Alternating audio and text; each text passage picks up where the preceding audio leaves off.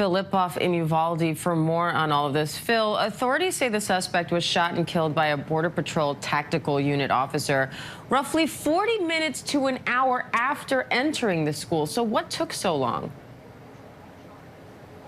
Well, Diane, it sounds like an awfully long time, and must have felt like an eternity, but you heard in Amy's story there exactly how this happened. And he gets to the school, he's met by a school resource officer out in front, gets into the school, begins to shoot in these classrooms that are adjoined, then barricades himself in.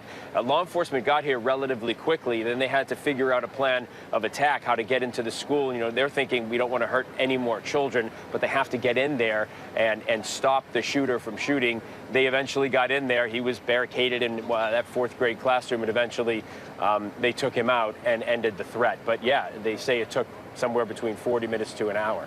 So how's the community there responding?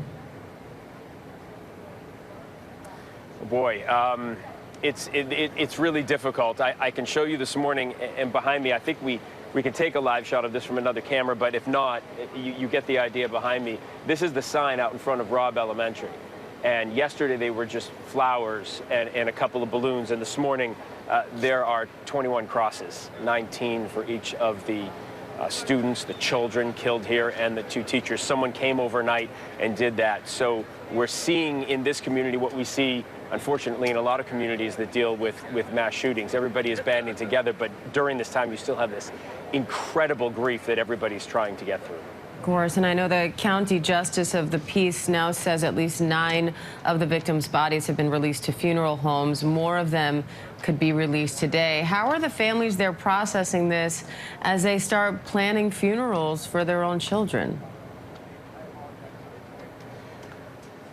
I haven't been able to talk to every family, but my guess is that they are not really processing this at the moment. I mean, this is so new, this is so horrific, such a trauma and a tragedy in your family that they're probably just going through the motions, trying to figure out what these funerals are going to be. A note on the justice of the peace: a county this small here in Texas doesn't have a medical examiner, so it's a justice of the peace. And everybody in this area wants to release the bodies to the families as quickly as they can to get these children, as the justice of the peace in this case says, home to their parents so that their parents can bury them. And as the close-knit community here in Uvalde continues to mourn, local funeral homes, as you're talking about, Diane, are offering their services to families for free. This comes as we learn more about the 19 children and 2 teachers who were murdered. ABC's Maria Villarreal is here with me in Uvalde, Texas.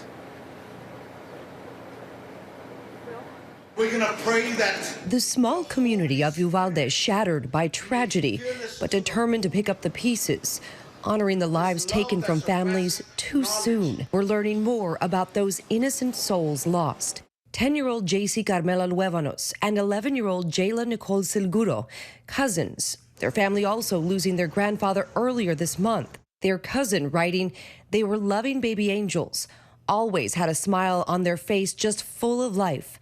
I can't believe this happened to our angels." The grandmother of victim Alicia Ramirez telling our Amy Robach what the days ahead may bring. That's why I'm here to help my son arrange a funeral for a 10-year-old. When we met family members near the scene like Brandon Elrod on Tuesday, desperately looking for his daughter, the worst was feared. We can't find my daughter. ABC News confirming his daughter McKenna Elrod was among the victims. Her Aunt April simply calling the 10-year-old beautiful, and that they are devastated. Heroic actions from inside the classroom. Surviving students said one classmate, Amarie Jo Garza, tried to call for help, dialing 911 as shots rang out before the gunman's fire turned to her. Her father speaking to our David Muir. I mean, she was the best person that I know. Full of life, gone too soon, always smiling, very productive. She was her own self. 4th grade teacher Irma Garcia, a wife, mother, and educator for 23 years, who loved barbecue and listening to music, among those killed. Fellow teacher Eva Mireles killed trying to protect students. A relative telling ABC News Miss Mireles was both an amazing mother and hero. She was just very adventurous and courageous. It's beyond devastating and tragic, and there are no words. And one injured teacher, Arnolfo Reyes, now in stable condition after suffering bullet wounds to his left lung and arm, waking up in the hospital in complete panic mode, asking about the kids. Tragically, his relative and student, Ileana Cruz Torres, among those killed. Their names forever etched in the hearts of this community.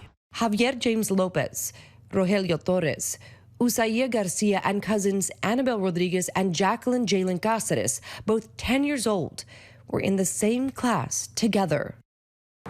We've also been closely following the status of the victims that were shot and taken to San Antonio hospitals with severe injuries that needed extensive treatment.